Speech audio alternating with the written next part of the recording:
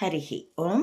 వీక్షకులారా, చాలామంది జగన్ అభిమానులకి జగన్ని మళ్ళీ సీఎం సీట్లో కూర్చోబెట్టడం లక్ష్యం అట. మాకు అలాంటి లక్ష్యం లేదండి. ఎందుకంటే మేము జగన్కి అనుచరులం కాం, మార్గనిర్దేశకులం. మేం చూపించిన మార్గంలో నడిచే ధైర్యము సమర్థత అతడికి ఉంటే అతడికి మా సమర్థింపు కొనసాగుతుంది. లేకపోతే he'll be drop it out, that's all. ఎందుకంటే మోడీ మాటల్ని నమ్మి 2029లో ట్యాంపరింగ్ అవకాశం తనకిస్తారులే అనుకొని ఏదో తుస్సుబుస్సులు ఆడితే మా దగ్గరేమీ ఉండదు. ఎందుకంటే మా లక్ష్యం వ్యక్తులు కారు. అది జగన్ అయినా, చంబా అయినా, మోడీ అయినా, మైనో అయినా. మా లక్ష్యం సామాన్యుడి శ్రేయస్సే, సామాన్యుడికి సత్యం తెలియడమే.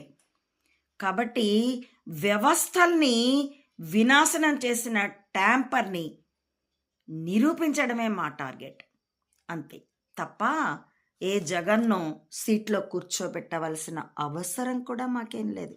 చూశారు కదా, ఇంట గెలవలేకపోతే రచ్చ నుండి ఇంటికి రాగలం. జోకర్బర్గులు, సుందర్ పిచాయిలు మాకు చాలామందే ఉన్నారు. తొక్కలో ఏపీలో ఉన్నవాళ్ళు మాత్రమే మా సైనికుల. ఆ విధంగా నడిస్తే మాత్రమే ఎవరినైనా అని వాళ్ళ కార్యకర్మలకి అలౌ చేయబడుతుంది. ఇందుకు కాలం కూడా ఈ రకమైన ట్రెండే తీసుకొచ్చింది. కాబట్టి వ్యక్తుల విషయం కాదు, వ్యవస్థలే విషయం.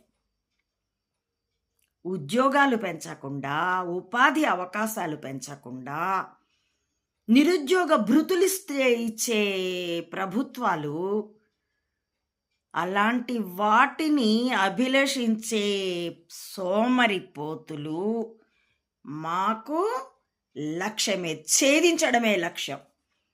ఇక్కడ అసలు మానవత్వానికి శత్రువు ఎవరు అనంటే ప్రజల ఆలోచన విధానమే, సామాన్యుల ఆలోచన ధోరణి. ఆ సామాన్యుల నుంచే ఇలాంటి యదవ పాలకులు కూడా పుట్టుకొచ్చారు. కాబట్టి మొత్తాన్ని కుప్పకూల్చడమే మా లక్ష్యం, అంతే తప్ప ఇది అవుతుందా అవ్వదా అని మీరు బొగ్గలు నొక్కుంటూ చర్చోపచర్చలు చేసుకుంటే చేసుకోండి. అవుతుందో అవ్వదో అన్నది ఫలితం, అది ఈశ్వరుడు చూసుకుంటాడు. అయ్యే విధంగా శాయశక్తులా పనిచేయడం అన్నది మాత్రమే మా వర్గం చేసేటటువంటి పని. చూద్దాం కాలం ఏం నిరూపిస్తుందో. కాచుకో చంబా, కాచుకో మోడీ.